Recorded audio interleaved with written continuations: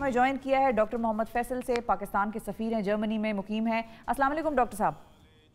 वालेकुम अस्सलाम। Thank you for joining us sir, बहुत शुक्रिया। पहला क्वेश्चन तो आपकी तरफ हम डायरेक्टली यही मैं चाहूँगी कि मैं लेकर आऊँ कि पाकिस्तान का सफारत खाना जर्मनी में और आप बहैसियत पाकिस्तान के सफ़ीर वहाँ पर कश्मीर के इशू को हाईलाइट करने के लिए क्या एक्टिविटीज़ कर रहे हैं? जी जनाब, एक पहली तस्वीर मैं कर दूं, ये सिर्फ कश्मीर कहीं नहीं आता, जम्मू और कश्मीर का मामला है। बिल्कुल बिल्कुल से चल रहा है, तो जम्मू आप खुद न काटा करें। बिल्कुल, only an ambassador could correct me। अच्छा नहीं, जम्मू एंड कश्मीर का जो मामला है जी, वो यहाँ पे ह्यूमन राइट्स, इंसानी हुकूक जो हैं उनकी यूरोप में और जर्मनी में काफ़ी जिक्र रहता है। इनके लिए दिल के बहुत करीब हैं, इनकी हिस्ट्री ऐसी है दूसरी जंग अजीम के बाद से, तो इस मामले में ये काफ़ी अवेयर हैं। और अगर आपको याद हो, चांसलर एंजेला मर्केल जब हिंदुस्तान गई थी तो दिल्ली में बैठ के उन्होंने जम्मू कश्मीर के जो हालात हैं उसको क्रिटिसाइज किया था इंडियन गवर्नमेंट को, जस्ट बिफोर उनकी मुलाकात मोदी साहब से हुई। तो इनके लिए ये बड़ा अहम है और हम मुख्तलिफ वेबिनार्स के ज़रिए इसको उजागर कर रहे हैं। अभी परसों जो वेबिनार हमारी हुई उसमें प्रेसिडेंट मसूद खान साहब ने अपना ख्यालात शेयर किए, चेयरमैन कश्मीर कमेटी आफरीदी साहब ने बात की, लॉर्ड वाजिद खान, बहुत सारे और लोकल लोग, वॉल्कर शाप के यहाँ पे हैं, क्रिश्चियन ग्रोसे जो है उन्होंने तो बल्कि कहा कि जैसे ही ये कोरोना ख़त्म होता है तो हम डायलॉग एक करा सकते हैं आपका with in the Kashmiri people और विद द सिविल सोसाइटी। तो हमने वेलकम किया और इसमें शायद यार आफरीदी साहब ने कहा मैं विजिट भी करूंगा, वो पहले जर्मनी रह चुके हैं, और प्रेसिडेंट एजेके ने भी वादा किया कि वो आएंगे। तो जैसे ही ये कोरोना सिचुएशन खत्म होती है या कम होती है और लॉकडाउन की रिस्ट्रिक्शंस खत्म होती हैं तो हम इसको ये इवेंट्स होल्ड करना चाहेंगे। दूसरी बात ये है कि आज के दिन 4 तारीख को 3 बजे लोकल टाइम पे हम एम्बेसी में एक इकट्ठे होते हैं, इकट्ठ का इनेकाद वो होगा जिसमें जर्मन आते हैं, कश्मीरी आते हैं, पाकिस्तानी आते हैं। सोशल डिस्टेंसिंग जाहिर है उसको मलूज़ खातर रखा जाएगा, फासले का ख्याल रखा जाएगा और उसमें मुख्तलिफ तस्वीर भी दिखाई जाएंगी जो मकबूजा कश्मीर, जम्मू कश्मीर की सूरत हाल है उसको उसकी अक्कासी करती है और सूरत हाल के ऊपर एक सैर हासिल बहस होगी। तो एक तवातर से ये एक्टिविटीज है, जिस तरह वो कहते हैं कि 100 बरस का किस्सा है, 2-4 बरस की बात नहीं, ये तो एक जोहदे मुसलसल है जो कि हम एक नेशनल कॉज के तौर पे लेकर चल रहे हैं और इंशाल्लाह चलते रहेंगे। सर ये भी बताइएगा कि जर्मनी में कितनी ऐसी आबादी है कि जो कि डायरेक्टली या इनडायरेक्टली कश्मीर से कनेक्टेड है या लिंक्ड है? यहाँ G connection with Jammu Kashmir ज्यादा नहीं है, क्योंकि जाहिर है कि वहाँ से उनकी कुछ शौलें और कुछ चीज़ें वो आती थी, उसके अलावा कुछ ज़्यादा एक्टिविटी नहीं है। मगर यहाँ समझ इनको बहुत है, बिकॉज जर्मनी में 2 यूनिक बातें हैं। एक ये है कि ह्यूमन राइट्स के बारे में ये बहुत अवेयर हैं और हॉलोकॉस्ट यहाँ हुआ था और उसके सारे मामला, तो इसलिए उस पर ये काफ़ी क्रिटिकल हैं कि अगर आप किसी भी कम्युनिटी को ऑस्ट्रेसाइज करें, उनको बंद करने की कोशिश करें, उन पे जुल्म करने की कोशिश करें, उसका बड़ा यहाँ रिएक्शन आता है। दूसरा, हमारे जो पोइट फिलोसोफर शायर मुशर्रक का एक बड़ा खास ताल्लुक है यहाँ से कि वो हाइडेलबर्ग तशरीफ लाए, उनकी बड़ी मशहूर नज़म है नेकर के किनारे, उनका अभी तक वहाँ जहाँ वो रहते थे उन्होंने महफूज किया हुआ है, हम उसको और उजागर करना चाह रहे हैं। उसके बाद वो म्यूनिख चले गए, मुनशन में एक पार्क है जो कि उनके नाम पे दिया गया है और यूनिवर्सिटी ऑफ म्यूनिख से उन्होंने अपनी PhD की डिग्री भी हासिल की।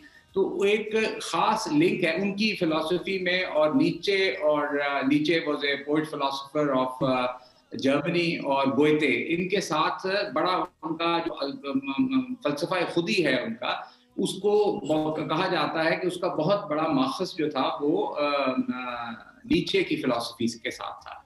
तो ये एक लिंकेज है जिसको हम उजागर कर रहे हैं, ऑलरेडी है, जाहिर है 100 साल पुरानी बात है कि यहाँ आए थे।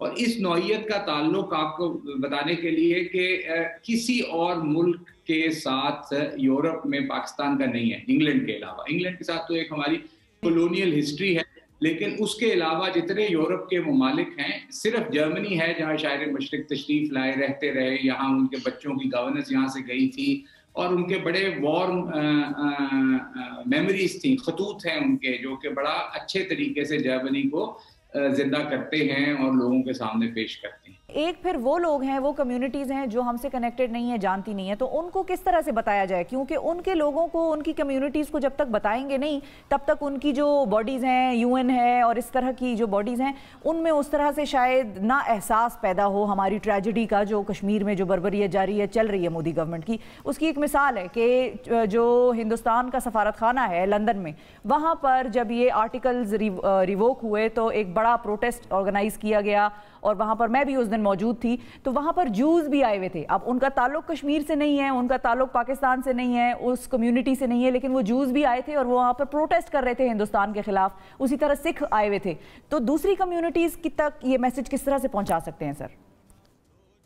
جی، اس کا سب سے بڑا ذریعہ ظاہر ہے کہ میڈیا ہے۔ اس میں وزیراعظم عمران خان کی جو تقریر تھی UN جنرل اسمبلی میں 2019 کی، اس کا ایک بہت بڑا امپیکٹ ہے، آج تک ہے، چل رہا ہے۔ اس سے اویئر ہوئے، وزیراعظم عمران خان کو ایک بطور آئیکن یہاں لوگ جانتے ہیں، کیونکہ ان کی ایک اپنی حیثیت ہے، ایک شناخت ہے، ان کی بات لوگ سنتے ہیں۔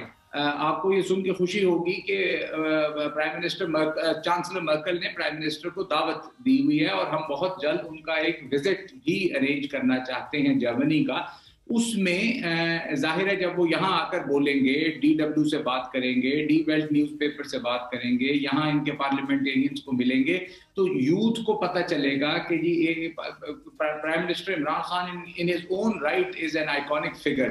تو یہاں اویئرنیس زیادہ ہوگی۔ اور ویسے مظاہرے کی حد تک 26 جنوری کو سکھ کمیونٹی نے، فرینکفرٹ زیادہ ہیں، سکھ بھی ہیں اور پاکستانی اوریجن کے لوگ بھی ہیں، انہوں نے بہت بڑا مظاہرہ 26 جنوری کو، یہ جو انڈیا کا ریپبلک ڈے ہوتا ہے، اس میں انڈیا کے خانے کے سامنے، کونسلیٹ کے سامنے بہت بڑا مظاہرہ کیا، اور ایک تواتر کے ساتھ یہاں جو کمیونٹیز ہیں ان میں اویئرنیس بہت، آج بھی جو ہم اجتماع کر رہے ہیں ڈسپائٹ کرونا، اس میں جرمن بھی آئیں گے، کچھ سکھ بھی ہوں گے، مختلف اس کے لوگ ہوں گے، اور ہم زیادہ بڑا اس کو کر سکتے ہیں، صرف کرونا کی وجہ سے ہم تھوڑا سا اس کو محدود ہیں۔